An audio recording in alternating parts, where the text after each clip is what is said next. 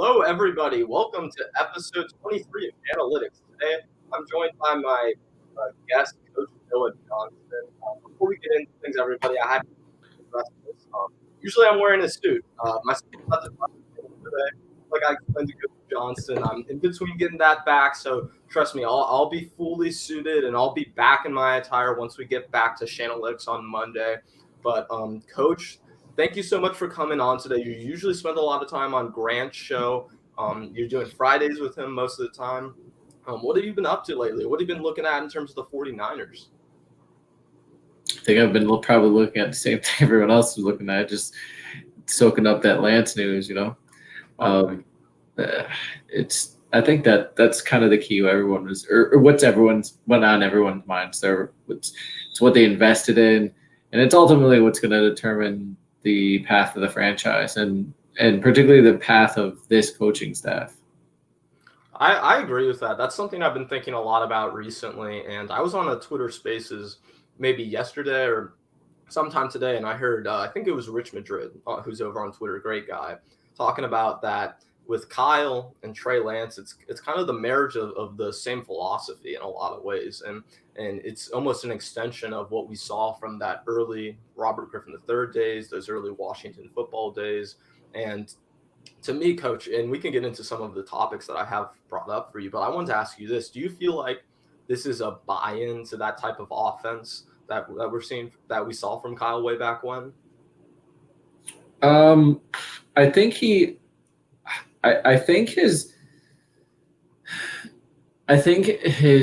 issues with RG3 is that maybe Kyle I think he does like the option stuff, but he wants it as a component of his natural offense. He doesn't want to have to limit the other things that he can do for a quarterback that can run option plays. So he wants a quarterback that can go through progressions and do all those things and run option. And he said that as much. So he doesn't want to do something a la Kaepernick and dummy down the playbook so that, he can do his one read thing and then run the option. He wants the full gamut. And then he wants to also to be able to run his option.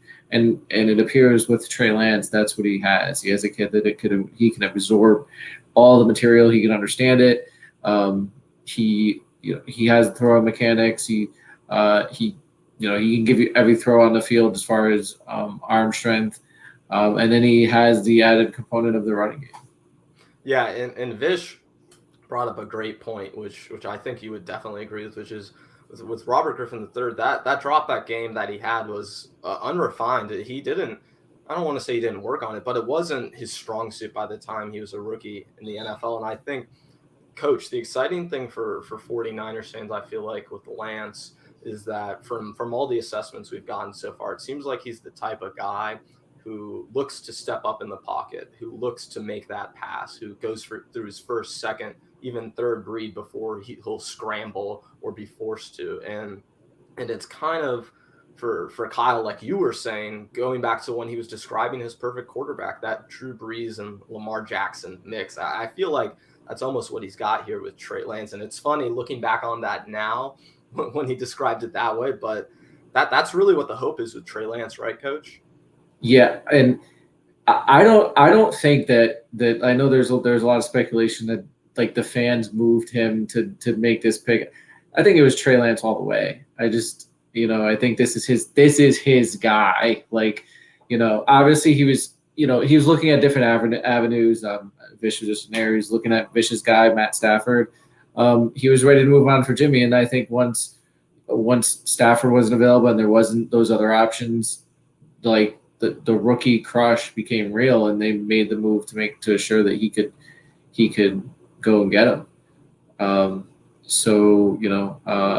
think this is the perfect marriage of the Lamar Jackson traits and all that. But it's the crazy thing is Trey Lance is his own beast. I was on with Grant last night on his Discord on Twitch. I'm just saying even his running game, it's very different than any other quarterback in the league because he's a power runner. I don't recall seeing seeing a quarterback that can get under his pads like Trey Lance does. And I think there's going to be a wow moment probably this preseason when he trucks a DB and people are going to go nuts. Yeah. Oh, I'm sure. I see it coming right now, Coach, because I feel like when I watched a lot of that running at North Dakota State, a lot of the highlights, especially, it's him running over like defensive tackles or running over defensive ends and just bruising people at the line of scrimmage. But I feel like with the Shanahan offense, with the kind of concepts Kyle's going to be running, I think it's going to be the thing where he gets an open space and then, like you're saying, he trucks that DB or that corner, that safety, or maybe even a linebacker. You know, I was listening to Locked On 49ers podcast, which is great. Eric Crocker's on it. He does some great work on there. They were talking with a North Dakota State reporter who had seen Trey from his entire time there, and when they were trying to compare him to a quarterback in the NFL or a quarterback who had been in the NFL, he thought there wasn't any good comparison because Trey is such a unique player. Yeah, I would probably agree with that. I mean, there's a lot of a lot of times with players, there's not always that that one guy that's exactly like it. It's always like, oh, he's like a certain version of that guy, right? Like my favorite comparison with Lance is Andrew Luck, but there is a certain component to Lance's game that Andrew Luck was very physical, but Trey Lance is a better runner than Andrew Luck. And I think early on, early on with Andrew, I think he's probably a little bit more accurate. I don't put the turnovers he would when he went to NFL, is turnover prone, but I don't necessarily put that on him because if you look at Bruce Arians' offenses, they're very, like, even look at Tom Brady. Tom Brady, his turnovers went up this year. You know, he wants to force the ball down the field. So yeah, that's my comparison. I like Andrew Luck, but it's not a perfect fit. And yeah, it's going to be exciting to see him run over people. And I think watching when you watch what he did at NC State and his abilities, you could see like why Kyle would be on a plane drawing up plays for him, because it does fit perfectly into what Kyle was doing and the things you can do with Lance, like marry perfectly together with those things. And I just think his lower body is so powerful. And I think it's not, that's where his arm strength really comes from. It comes from his lower body. And then it comes from, and that's where you see that in the power running, but then also in his arm strength, because like, even, it's not really necessarily your arm that's putting forth the power. It's your legs, it's your leg drive, and then your torque through your abdomen. So yeah, and you can see that. I mean, you guys, you want to look at his legs. They're like tree trunks. Oh yeah, well, just thinking about other quarterbacks who do have powerful arms, you think of Josh Allen, right? That's a guy with a big lower half. Mm-hmm. Cam Newton was considered a powerful quarterback. Even Patrick Mahomes, it's a lot of big legs. Like you really do have to have that full physical body to be able to throw, like you're saying. And I think the aspect with Trey Lance that a lot of 49ers fans have been picking up on a lot more recently, especially with everything we've been hearing in practice, is that 11-on-11 football potential and how things are going to look with Trey Lance running the ball. And Coach, that kind of leads me a little bit into the first topic that I did want to touch on, which is the red zone offense with the 49ers.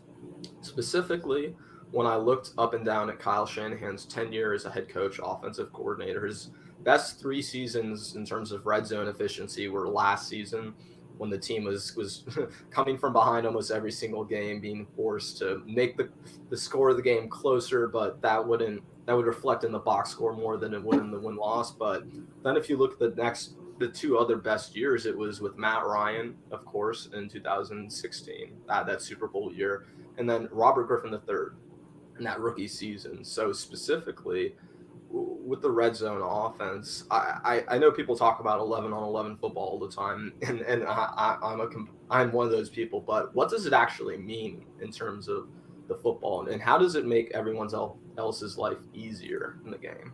Well, I think coming from a high school coach, we've been dealing with for a while now, because we've had to play like this. This has been on our level and then the college level for some time. But in previous years with the NFL, you're not playing 11 on play, you're playing 10 on 11, because if the quarterback is handing off, he's not doing anything. He's handing off. So really, on any run play, if you're really playing with 10 on 11, 10 offensive players, 11 defensive players. When you involve the quarterback, it becomes 11 on 11, and essentially you get an extra blocker, because the quarterback's not himself doing the blocking, but what he's doing is you have to account for him on the defense. So he's taking away a responsibility of one man.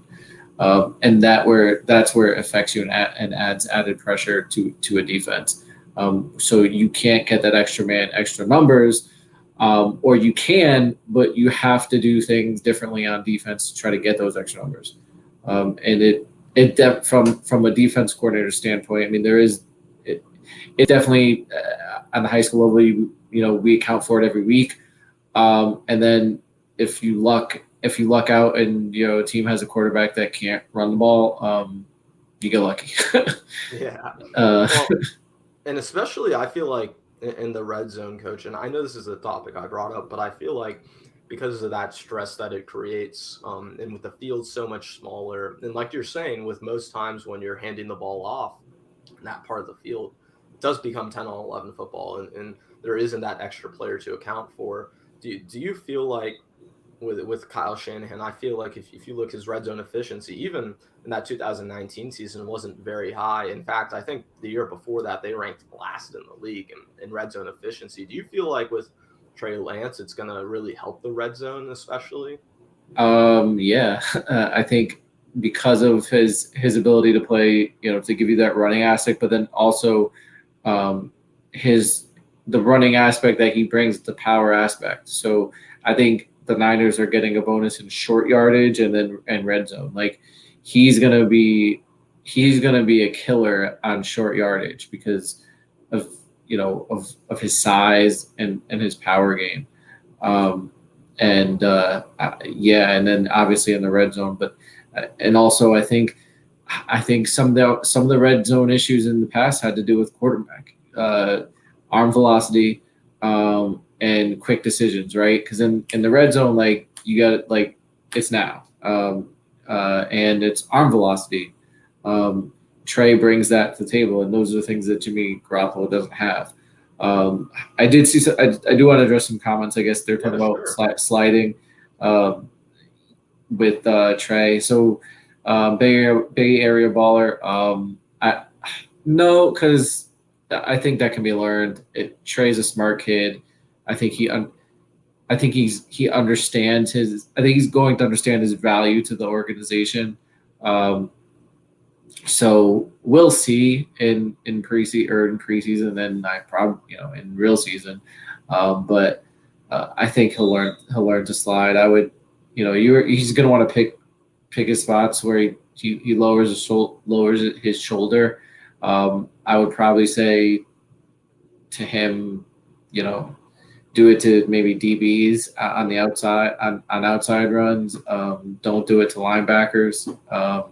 Yeah, it's funny, Coach. When people, I didn't want to cut you off, but when people bring up all those Derrick Henry stiff arms, they're all against DBs, if you notice, right? It's the Malcolm Butlers of the world and those kind of players, where you really do have to be smart in the NFL. And this is something I saw with Trey in college. I mentioned earlier. You saw him run over defensive tackles. He's just not going to be able to quite do that at the same level, obviously, right? But do you think that I feel like that might be more of fact that that's what he was doing at NDSU, and with the 49ers it might be more outside stuff and he won't be as prone to be in that kind of position? They're gonna run him inside. I think he's gonna learn to he's gonna learn to slide. You And there's certain aspects when he runs inside, he's not going to be able to slide. But it's something he's going to have to learn, right? He's going to have to learn to protect himself, and I think he will. He's an intelligent kid. I think I'd be surprised if like we're in the season and we're all like, man, he's got to learn. He's really got to learn to slide. Like the kid just doesn't get it. Just doesn't. I'd be really surprised if we're doing that. Will he probably take an unnecessary hit here and there? Man, probably. But I think he'll get it. I think he'll understand it. Listen, he's still a rookie, right? Like, Patrick Mahomes still made. I mean, he didn't play his rookie year, but I mean, even coming in the first year, he still made mistakes. So there is going to be some growing pains, and maybe that will be one of them. But I do think he'll learn how to slide, and he'll tone some of that stuff down. But I don't think you want to take it away from him, right? Because it is one of the things that he can do and bring to the team. And then the other thing that he does, I think, is in the passing game, where he has the ability to break tackles in the pocket and outside the pocket. I don't know if you guys play Madden. Sometimes when you're dropped back there and you don't see the defensive end, and then he's on you, and then you're like, oh crap! Like I broke a sack, and then some of that stuff. Like he's gonna break sacks or break tackle, which an opponent thought would be a sack, and he's gonna break it, and then he is thick, and continue to play. Yeah. Well, and one of the questions I did have about Trey in listening to you talk about him just now with the physicality, with trying to stay healthy, I guess, is I know a lot of fans bring up the worry of the fact that Robert Griffin III did get hurt in that Kyle Shanahan offense. Well, what do you think is gonna help Trey stay healthy, and what do you think maybe differentiates him as a runner from Robert Griffin III that might keep him upright more? Well, I know in talking with Grant for say, like I think Grant thinks he's going to run 8-9 times per game. I think it's going to be more like 5 or 6. But that's my opinion. And so I think the passing, he's going to be more of a passer. Like that running element's going to be there, but I don't think he's going to lean on it as or Kyle's going to call him to lean on it as much. So I think that's what's going to help him is, don't make it the focal point of his offense. Use it, but don't make it a focal point. Pick and choose the spots when you want to. I mean, Trey's also a bigger guy too than RG3. Well, and you're just talking about the lower half earlier. RG3's lower half, that should have been a main concern in terms of running him the ball, because he's a skinny guy in terms of his lower half versus you look at a guy like Trey, he's so much bigger. I mean, he's just a huge dude.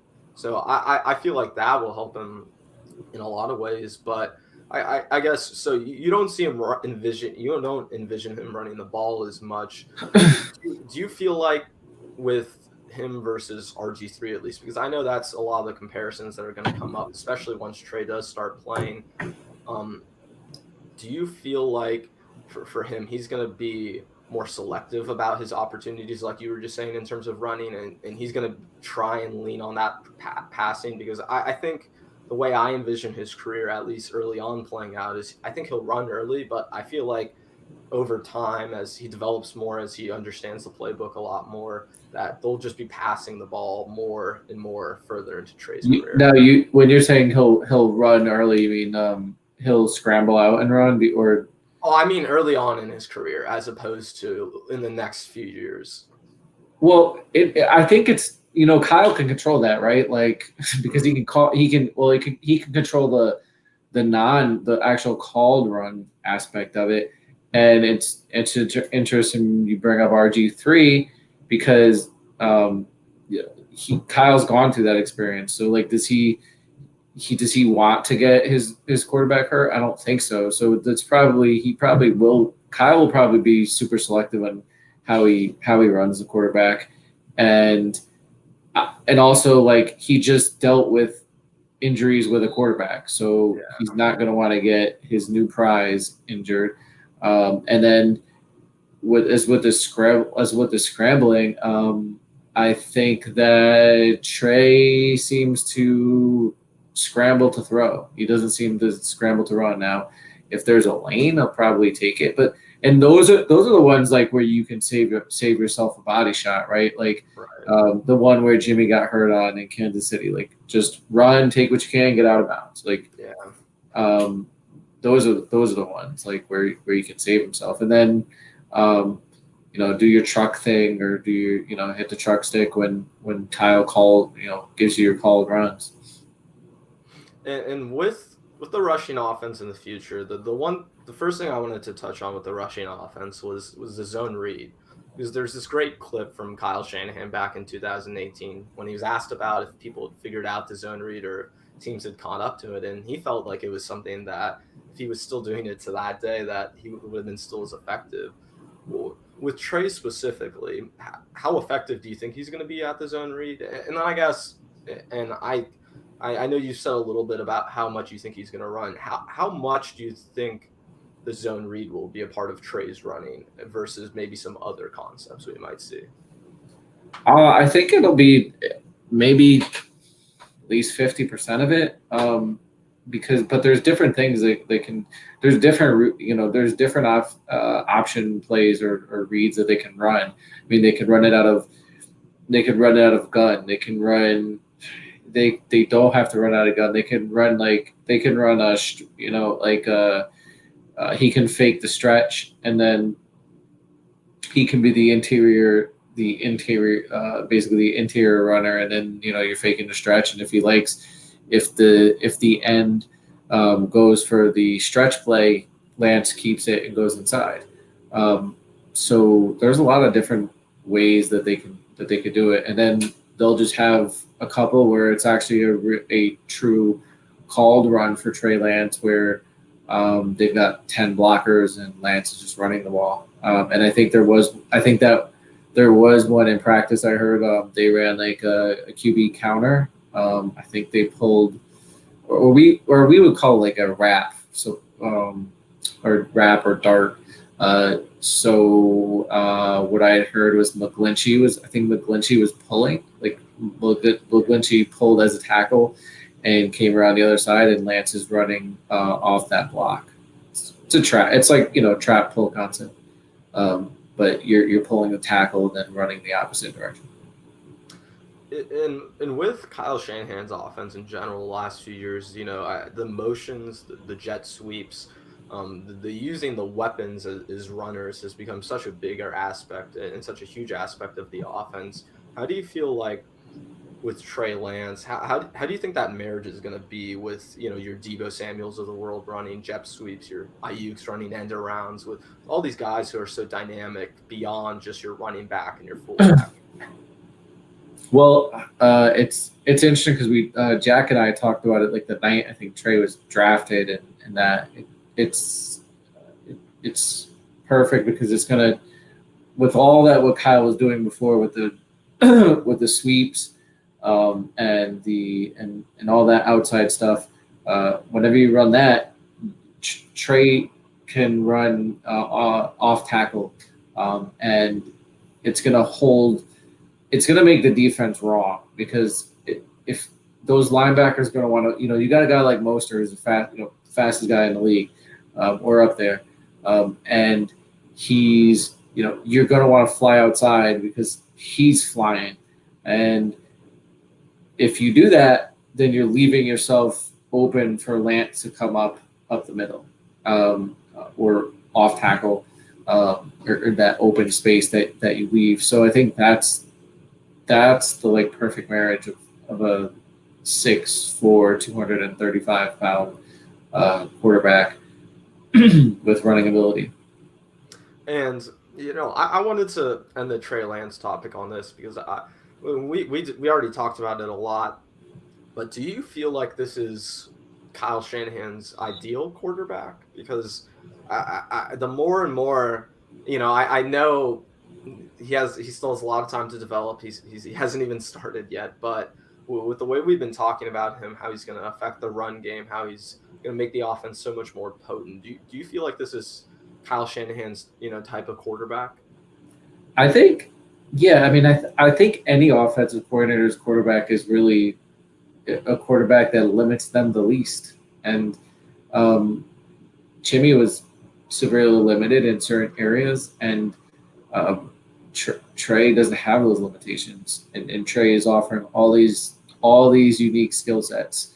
Again, I think if Kyle had to pick certain things, like if you're like, oh, you can only have these skill sets and nothing else, I think he wants and he said as much. I mean, he wants a decision make. He wants a guy that can make correct decisions, and he wants a guy that's tough. And I think when you say he's tough, I think physically tough, but I think mentally tough, to be able to deal with pressure situations.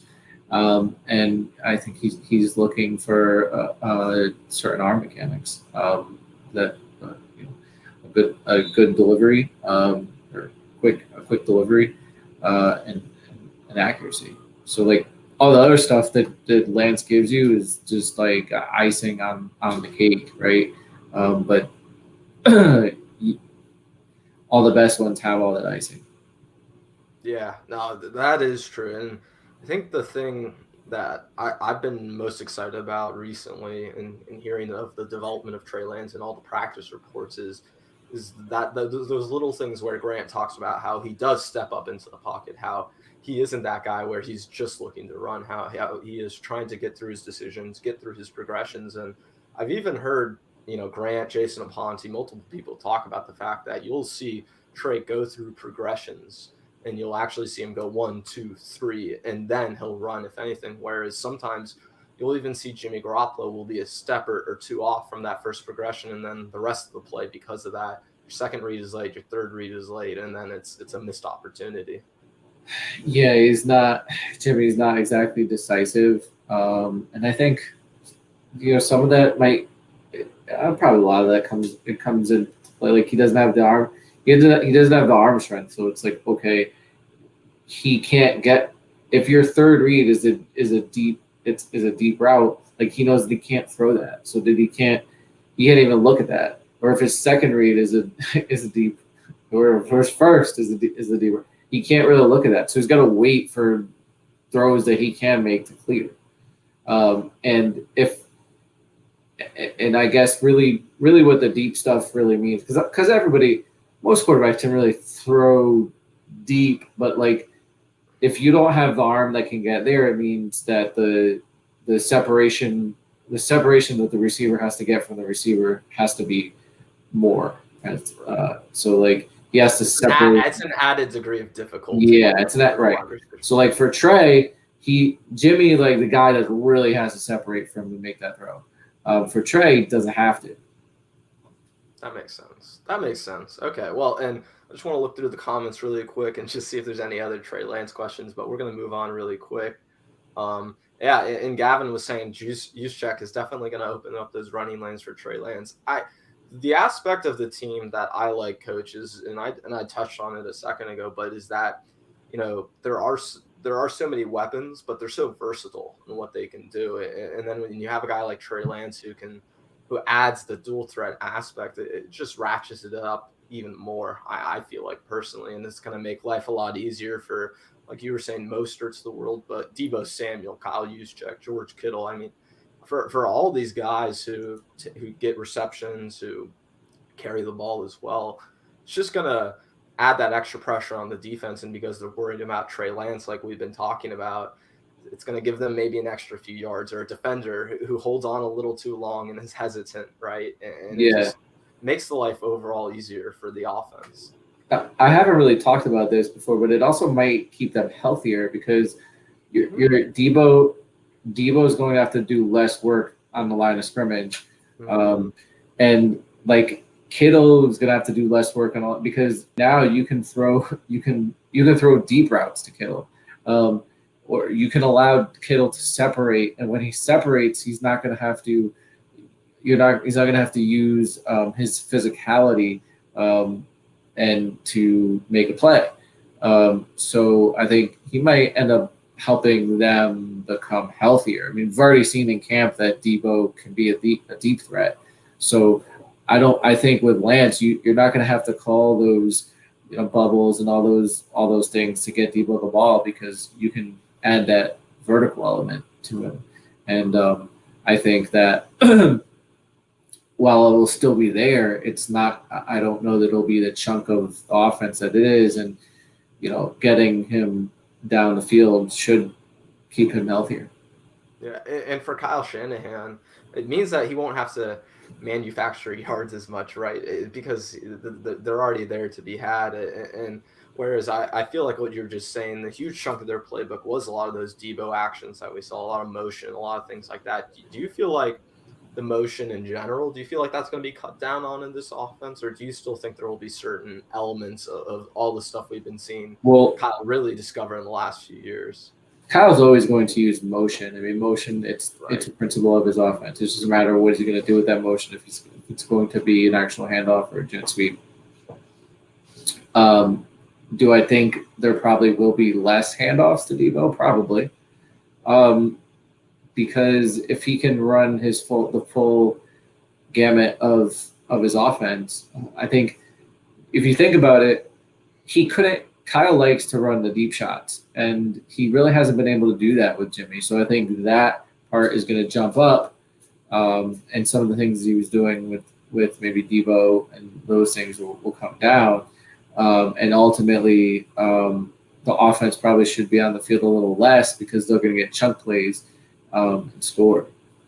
Yeah, that does make a lot of sense. The one knock, and we'll move on to our next topic after this, but I just want to ask you about this. The one knock I've seen on Trey Lance that does feel very legitimate is his intermediate passing game. And I know that was such a strong suit of Jimmy Garoppolo. It really is his strong suit. So what do you think? I know the offense is going to adjust well. We've been talking about the rushing aspect and how it makes everything easier, but do you think he's going to hurt their passing game in any way with that? Or do you think it's just going to open up other stuff that wasn't already there? No, outside and deep are the more difficult throws for any quarterback. So intermediate, if he can make outside and deep throws, then intermediate can be taught. It's like if you had a kid and you brought your kid and you're raving about how your kid's walking, and then your friend's like, oh, how's his crawling? Yeah. I don't care. If the kids walk, I'll teach him how to crawl. I can teach him how to crawl, but so Jimmy's good at the intermediate stuff. I think Trey will be fine at it. If it needs to be refined, it'll get refined.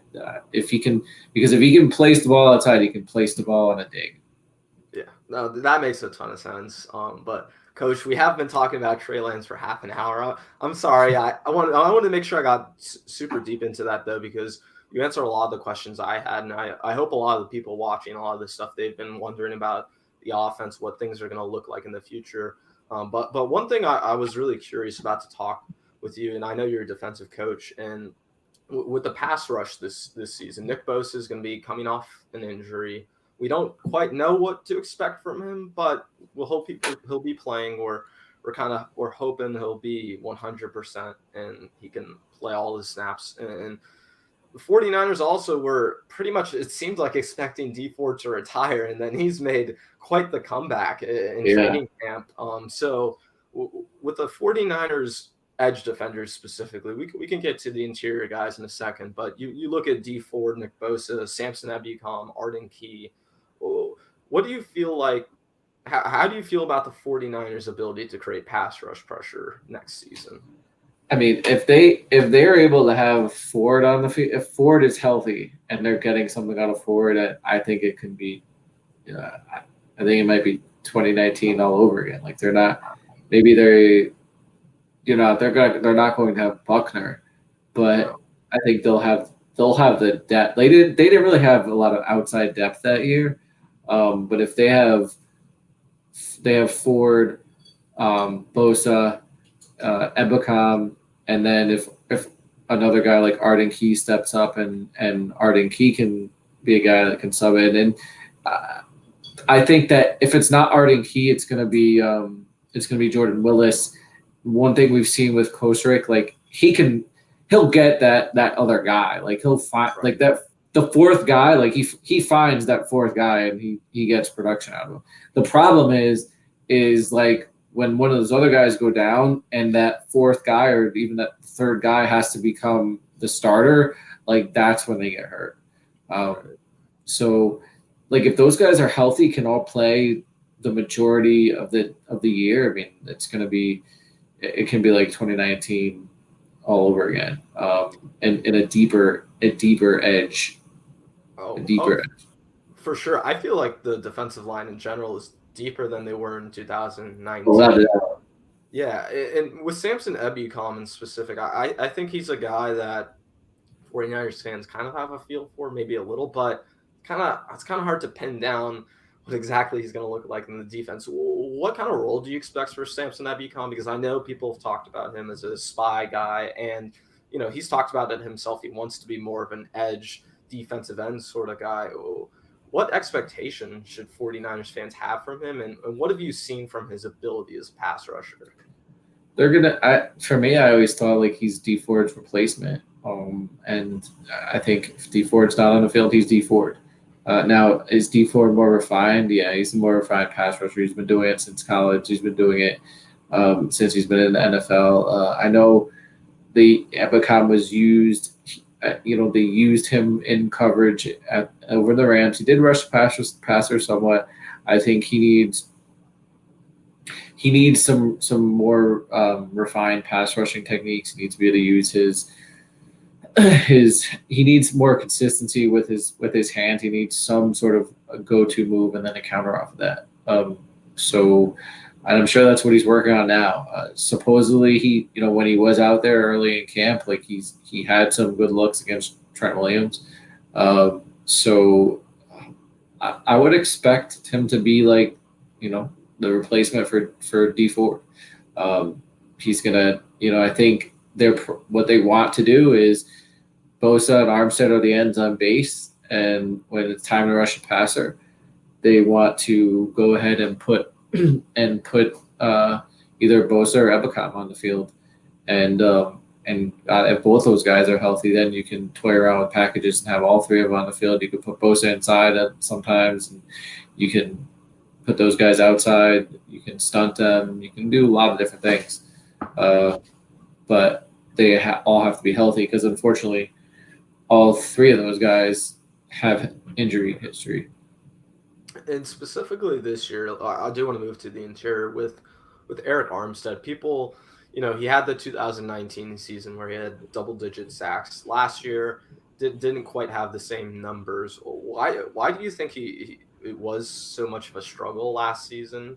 And then what kind of hopes do you have for him this season? Do you think he's going to be much better than he was? And I know a lot of people talked about the position he was put in last season. How much do you think that's going to change, and do you think that will help him?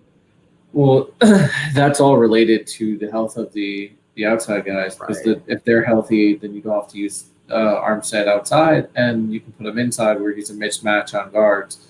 Now Armstead isn't athletic enough to play outside consistently, especially on pass downs. Athletic quarterbacks can get around him, so the more you can play him inside, particularly on pass downs, the better. And in order to do that, they need healthy defensive ends to do that. So I would expect him to, if those guys are healthy, I would expect him to have a good year. I was never kind of down as some people are on Armstead. Now, do I think that they probably overpaid for him? Yeah, but I'm not as down on him as other people. I think he is a good player. I think he can provide a pass rush, but you got to give him the ends around him. To be honest, there aren't too many defense tackles in the league that can provide can do things without defensive ends outside. Aaron Donald, And I mean there are some but even guys like Fletcher Cox has had edge guys. So has Chris Jones. I mean, Chris Jones he was Dee Ford was over there. I mean, now Frank Clark is there. Like, so they've had edge guys too. So probably the only guy that hasn't is the man over there in LA. Yeah. And with the rest of the interior, with guys like, well, let's specifically go to Javon Kinlaw first. What did you see out of him last season? And then for this season, what do you think he needs to improve on? What do you want to see from him early on to show that growth from year 1 to year 2? Excuse me, guys. Thank you. I think Armstead actually was able to. Armstead was able to actually rush the passer in college. Just I think he was a terror actually for Alabama when he went up against Alabama. But again, he needs a go-to power move, and then a counter off of that, and you can't just like go straight through a blocker in the NFL. They're all big guys too, and they all work out, and they work on their crafts, particularly the starters. So he needs to use his hands, use his arms, use his hands, because then you use your power off of that. Your power because your power alone is not going to do anything unless you're able to be able to use your hands. Like you can't just be a guy that's like gonna use the guard as a blocking sled to get your sack. That's not gonna happen. It can happen on my level, on the high school level. If I have a 6'5", 300-pound kid and he's going up against, a 5'9", 200-pound kid, yeah, he can do that. But in the NFL, you don't have that size discrepancy, and even in college, you don't have that much. He can do it more in college, but he's gonna have to use his hands. I mean, I'm sure Costa Rica is helping him with that now.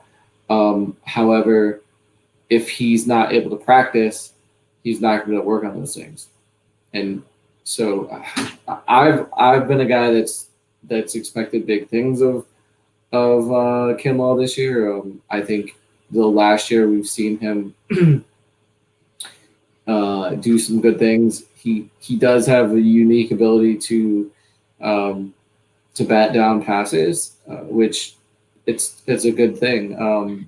Like I liken him to Chris Jones. Chris Jones wasn't super effective his first year, but he was able to bat down some passes, and then in his second year, he I think he broke out. Might have had between 6 or 8 sacks. So that's my expectation. But hopefully he gets his knee right. Honestly, if he doesn't, from a team perspective, I think the 49ers interior pass rush is fine. Like. Well, and that's what I wanted to ask you about next, because I look at the rest of this interior pass rush, and I feel like it's a spoil of riches. Yeah, it is. You look at DJ Jones, Kevin Givens, even Zach Kerr, who might get – I don't want to say he's going to get cut from this team, but, I mean, seriously, when you look up and down the defensive line depth, it's hard to predict. It's like, wow, who are you going to have to let go of? So out of those last kind of crop of guys, who are you most excited for this season?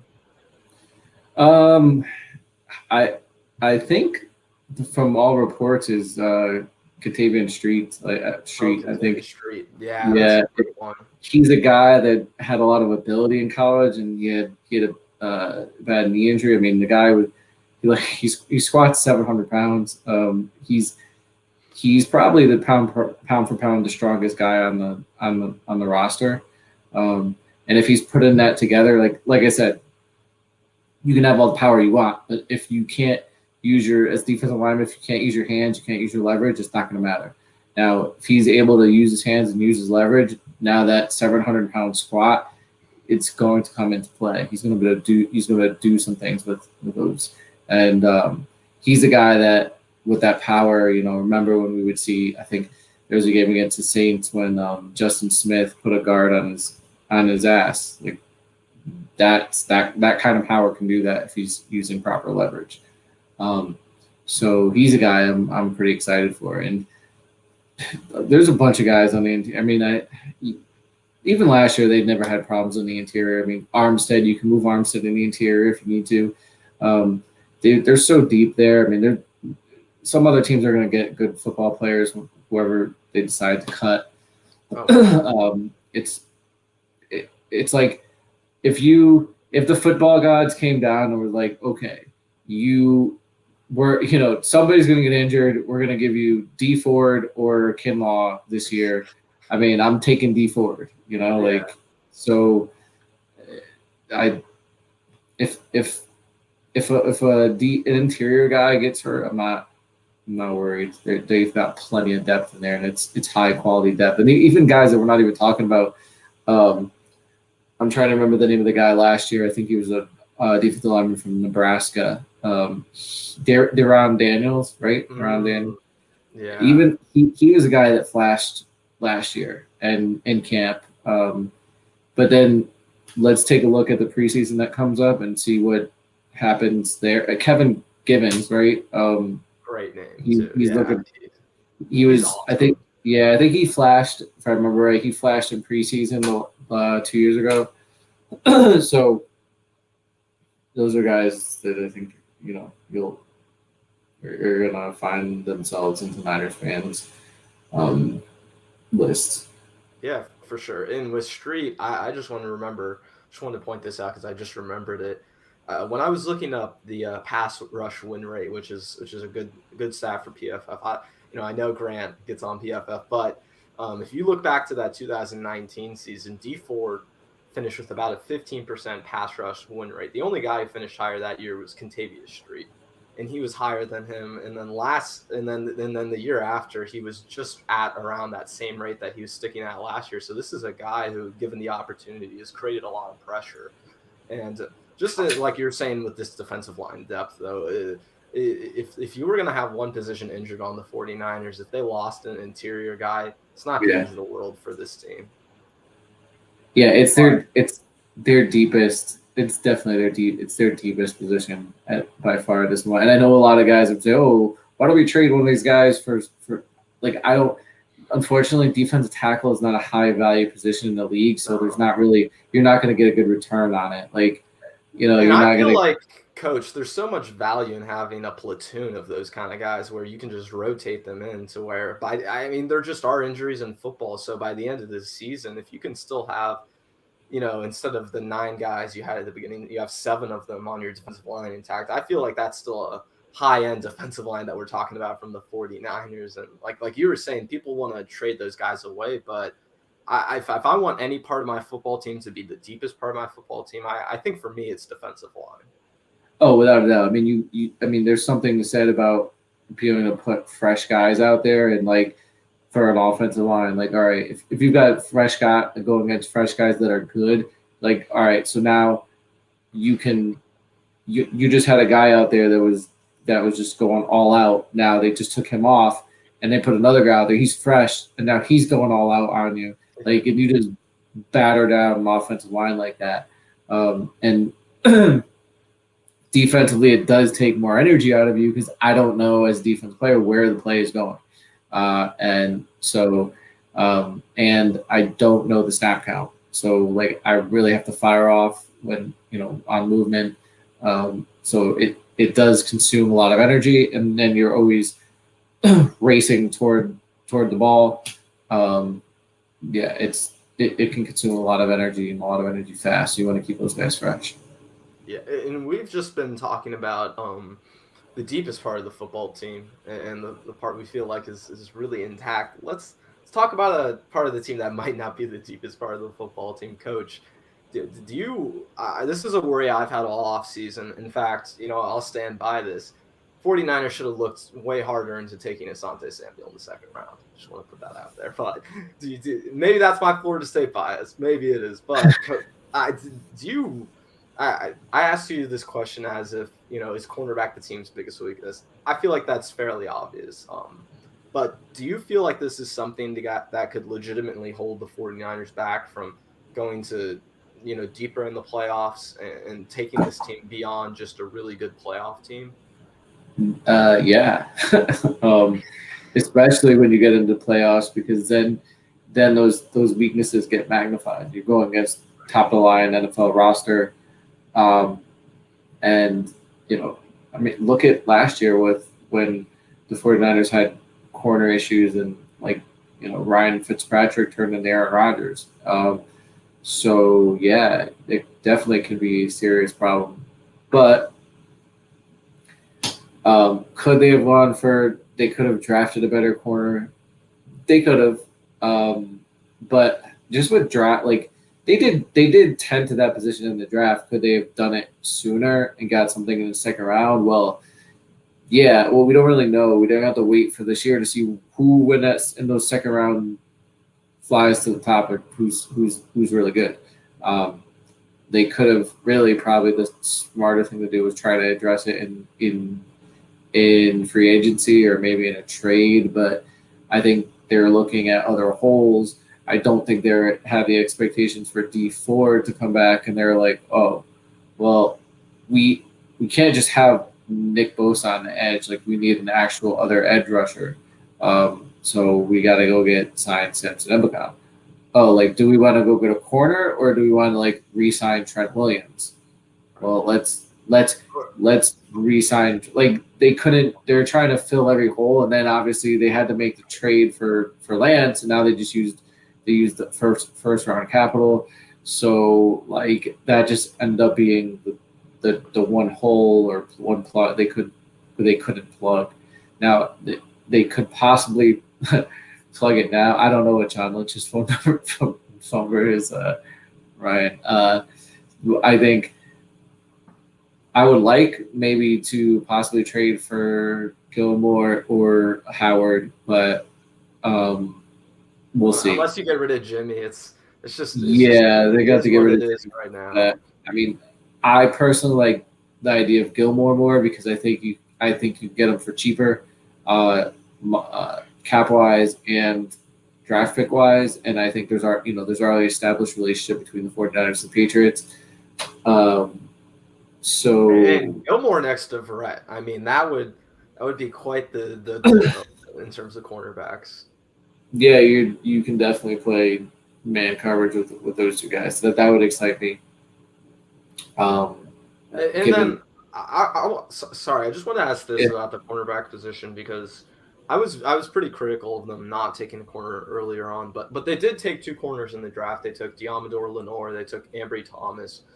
What's the feel you've gotten on those guys so far? And then I know it's harder for corners to adjust to the league, and there haven't been the greatest reports about them so far. But from what you saw from them in college, what kind of feel do you have for those guys, and what do you think about projecting them in the next few years? Because it seems to me like with all the guys, the veterans the 49ers are bringing in, the way they've been playing other players in the first team, they're not going to call on those rookies, at least not quite yet. I mean, Ambry had good movement skills in college. He's not an elite athlete, but he definitely could turn and break on inside routes. So he had what appears to be NFL movement skills. Now there's a reason why he went in where he did, right? Third round. Is it very third down or fourth? Was it fourth? Third. It was late third. Yeah, it was one of the last two or three. It was those late that we got from so there's a reason why he's drafted late. And Diamador Lenore is a guy that he has even less physical skills than Ambry. He's a little shorter, I think 5'10". He's very physical. He's a very physical player. I thought maybe they were looking at him for a nickel or maybe a nickel or maybe possible move to safety type player. I don't know that those guys you can rely on right now. I thought that maybe Ambry Thomas would have a shot to surprise some people and start.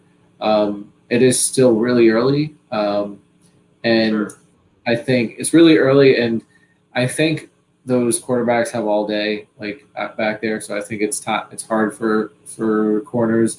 So what I'm kind of going to do, and what they're probably doing right now, is reserving some of the judgment for that first preseason game and see how they do out there against some other competition again, with a live pass rush, and then kind of go from there. Because from what there really hasn't been any movement on the Gilmore and Howard front. No. So I think those options are out there for teams that want it. I'm sure teams have called and offered some things, but there's probably right now the Miami and Patriots are probably responding and asking a lot. Yeah, no, I'm sure they are, and even the thing I saw with Xavier Howard was that it seems like he's more comfortable with coming back to the Dolphins. He's kind of made a full turnaround where if he gets the money he feels like he's due, he might be willing. Yeah, that's what he wants. He just wants money. Well, and the funny part of that, coach, is it's not even that he wants his cap number is not going to increase. It's literally just the cash that he's earning, and it seems like if anything, he should fire his agent because his agent didn't do the best job negotiating his deal. Those are two guys I'm interested in, definitely. But I guess like we've been saying, you can't make that sort of move until Jimmy Garoppolo's off the roster. No, you can't. And I just think for me, I never coming into this year saw the Niners as a Super Bowl roster. I know a lot of people have, but I always saw it as a bridge year. And so for me, if they had to go this year and had that really weak corner, if they couldn't find a way to address it, it's just par for the course. Whatever. The most important thing that they need to do this year is get Trey Lance on the field, make sure he's ready, and then next year get ready to rock. Exactly. Because you're going to have all that cap space. If you showcase Lance this year, free agents are going to want to come here. Then you put a corner there. You can do all sorts of things in free agency and all that. But the main deal this year it's Trey Lance. And I wouldn't want to put a corner out there at the expense of not being able to protect Trey Lance with Trent Williams. Right. Well, because that's the one thing. It's like you were talking about earlier. They had to plug their center position. There were a lot of spots where 49ers just had guys either retire or one thing or the other, and they just had to make some adjustments at certain starting spots where it's something they didn't really have to worry about in the last few years. And I think you're right. It's kind of, if you look up and down the roster, it's the one spot where you're like, oh, I wish we had more. But then you look across the rest of this roster, it's not quite a Super Bowl roster. I definitely agree with that. But this is I feel like this is the right type of opportunity to get Trey Lance in early to get his feet wet and so that, if you hopefully play well this year, make it into the playoffs, maybe get Trey Lance some early experience, and then next season, those next 2 to 4, those years 2 to 4 in Trey Lance's career, where his rookie contract is the cheapest, that's where you want to take the most advantage. And I think that's what the 49ers are going to do. I just hope they're willing to make the right moves to execute it, which part of that's getting rid of Jimmy, and it's just a matter of when it's going to happen. But whenever they do pull the trigger on Jimmy, it kind of just opens up the door for the rest of this roster. And I think with Trey specifically next year, you could hopefully build a team, I think, that could be better than 2019 if you do this the right way.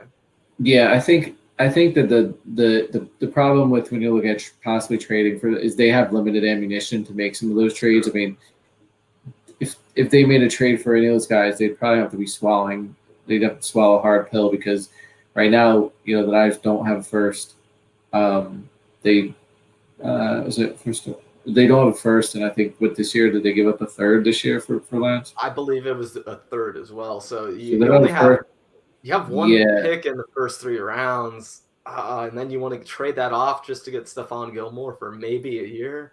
Yeah, that's why I'm saying with Gilmore, I'm hoping that maybe the Howard situation doesn't go well, because then you can leverage that with Gilmore and be like, oh well.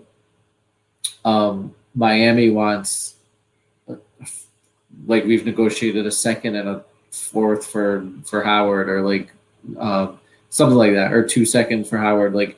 So you can't ask me for the same thing for a guy that's 2 years older, and I'm gonna have to pay him on a new deal. So let's do this thing for like a third. Yeah. Well, and You that's know? kind of the thing with a lot of trade assets this year, with a lot of veterans in specific. There's no guys who you can quite get your hands onto and lock up for 2, 3, 4 years, right? It's all these guys who are on 1 year deals, or if they are free agents, they're only going to sign a 1 year deal because they know the cap is exploding next offseason. It's all these things where you can't really get long-term answers at a position where the 49ers definitely need a long-term answer, and I feel like that's maybe part of the reason why they didn't go as hard for corners, because if you look at all the options, unless you were going to take someone earlier in the draft, there were no long-term easy options for the 49ers just to slide into their roster and say, okay, we know we're going to have him for the next at least 2 to 3 seasons. I feel like that may have been part of it, the market at least, Yeah. And then maybe they may make a move if they like let's say they start Lance and he has a great season and it's looking like, oh, we're really in position to make a run, kind of similar to what they did with Emmanuel Sanders, and then you make a right. move to plug that spot. And Because then you could always see something happen like that where someone becomes available and you could just wait it out. right, and then who knows? Like I don't necessarily foresee it because I think corner is such a critical position.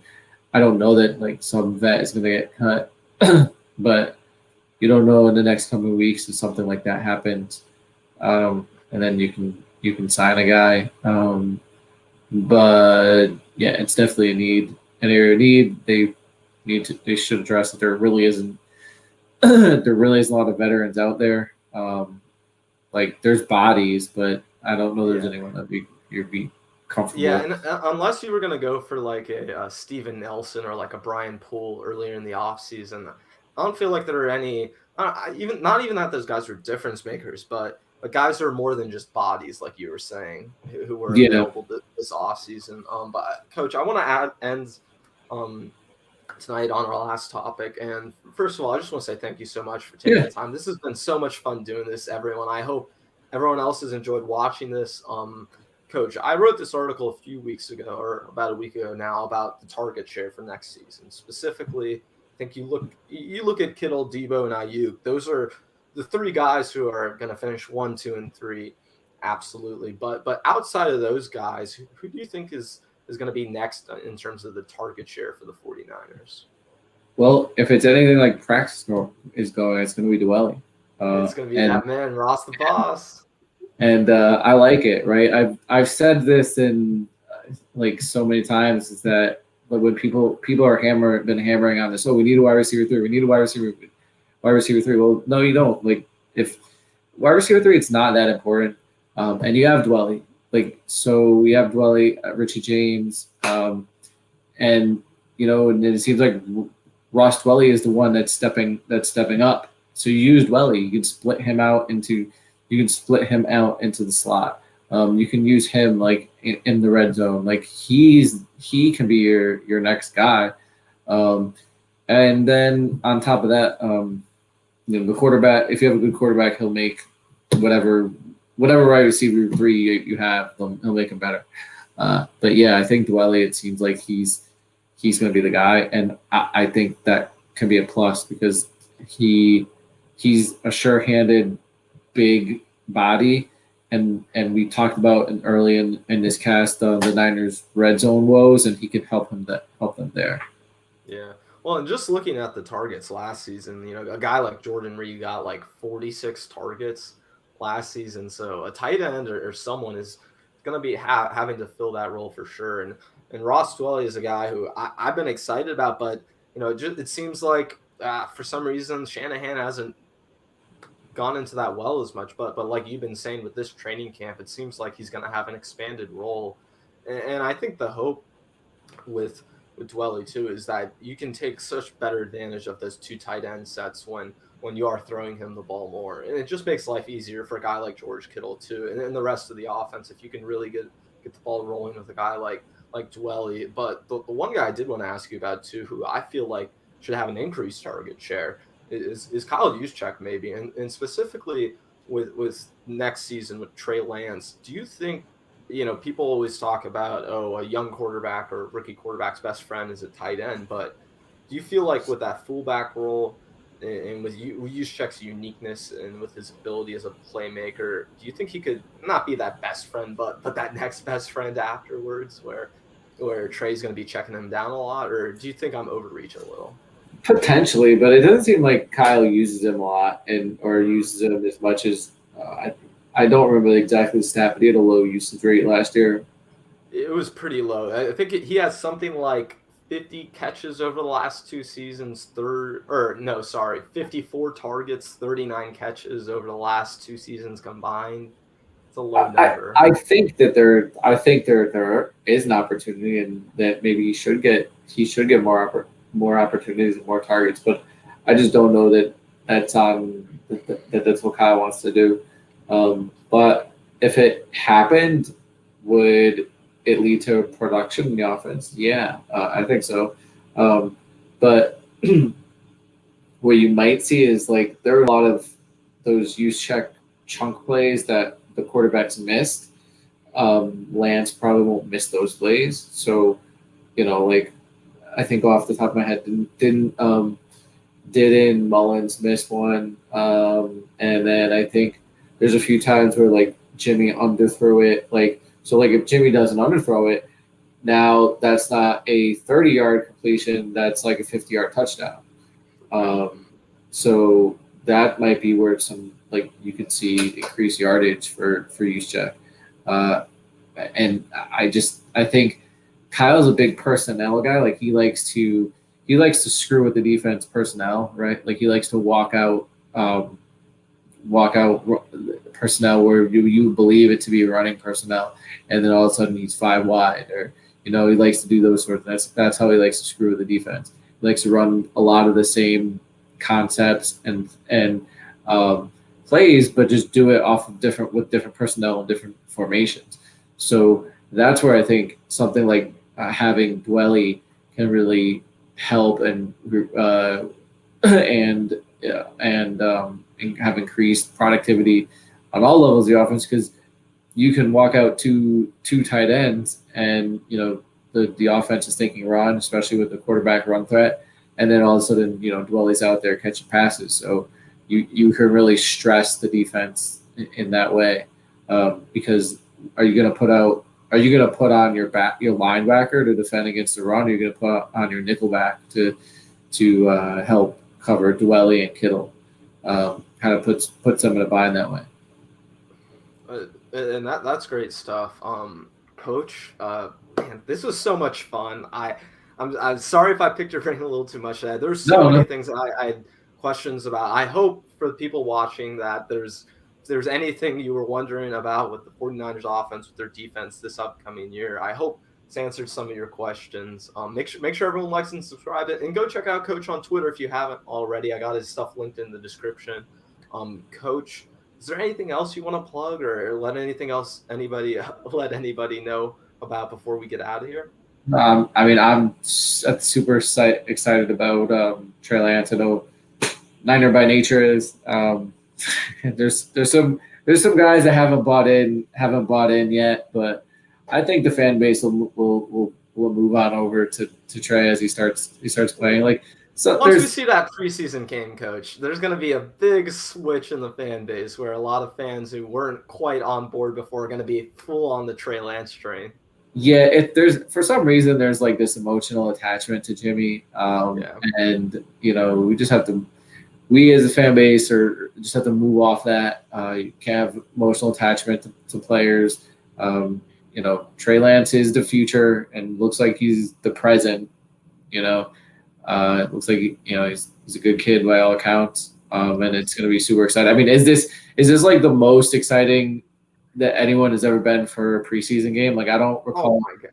Yeah, I don't recall. This is the most excited I've ever been, Coach. Yeah, I mean, I don't know how you guys are out there. Like, I don't think I've ever looked at an account like, oh, when is this preseason game coming? Like, preseason games always like, oh wow, it's Saturday night and out here on the East Coast it's 10 o'clock. I get to watch Niner football like at 10 o'clock. But now it's like you're you're glued. And it's like I have a coaching friend out here that's also a Niners fan, and it's always a running joke like when the Niners were in the playoff hunt and all that stuff. Like he told me that I told my wife and kids I'm dead tonight. Like so like I said to him, this is gonna be the first preseason game where you're gonna be dead. Like do.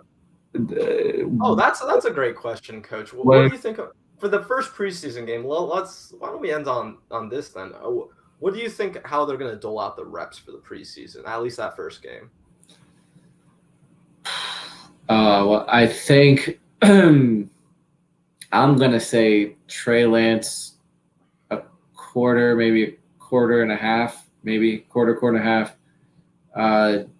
Rosen and Sudfeld quarter and a quarter or more. Like I almost think that I think that Sudfeld and Rosen are going to get more work, at least in the first one than Lance. But I could be wrong. I just I think they know if they know what they have in Lance a little bit, and they're going to want to figure out the whole backup, especially if if they're leaning towards moving on from Jimmy they need to figure out their backup situation.